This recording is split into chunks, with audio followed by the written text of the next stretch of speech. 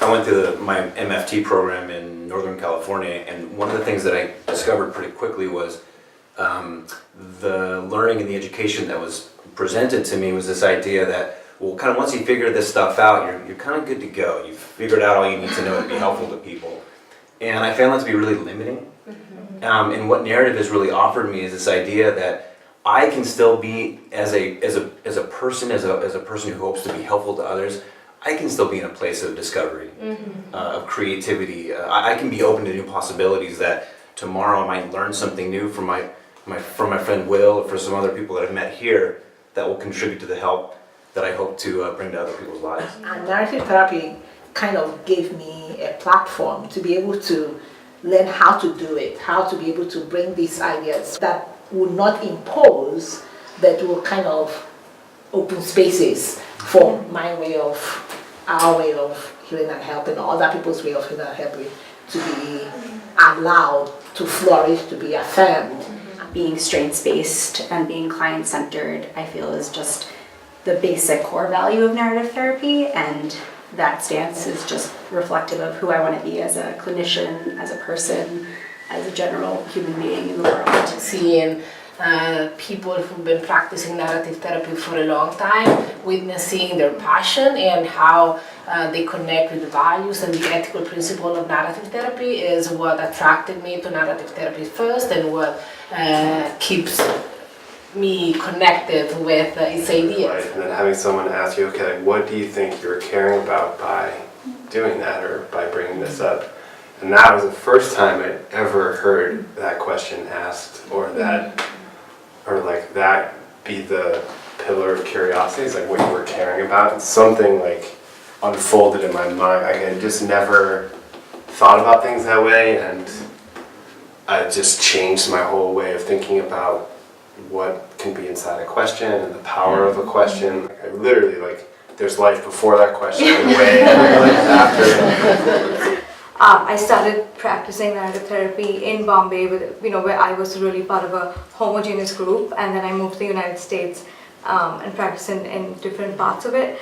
And so, learning how to do narrative therapy in my voice, in my accent, in my small body, and how do I do it, and how do I practice it in a way that's respectful of where I come from, of what I stand for, but also respectful of those same things in my clients. Because one of the things that actually attracted me to narrative therapy was I grew up in a situation where I was very aware of the white privilege that I possessed, even though I didn't try to possess it.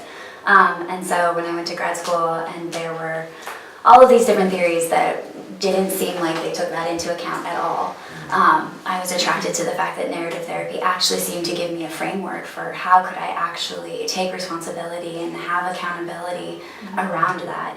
What is very important to me in narrative practice is that it gives a voice to less privileged people or groups or communities, and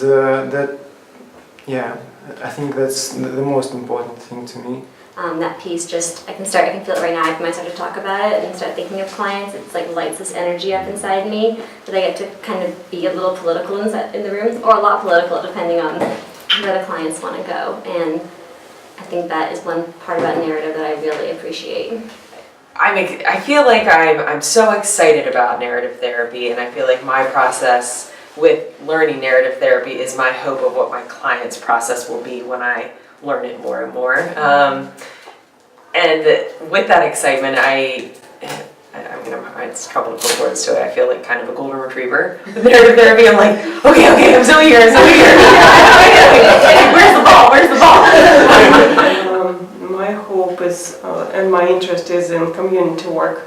I'm very interested in community work, and I'm also interested in making bridges with theater, music, performance, because I think that when I work with community, it is kind of important to not just to talk, but also to bring some, entertainment and excitement and energy. As I know you know, Michael White died 9 years ago. And at that point, he used to come to Vermont, and we really couldn't envision a world without him. And just being with you all here and seeing what is continuing, it just is a profoundly moving experience for me. And thank you so much for carrying this with us into the future, because just maybe a few years ago I've told the story where I showed the picture of, we took a picture we're very proud of our gathering here, and somebody looked at it and said, looks like northern New England, a bunch of graying white people. And Charlie and I looked at each other and said, okay, we're going to change that. And so you are helping us to do that.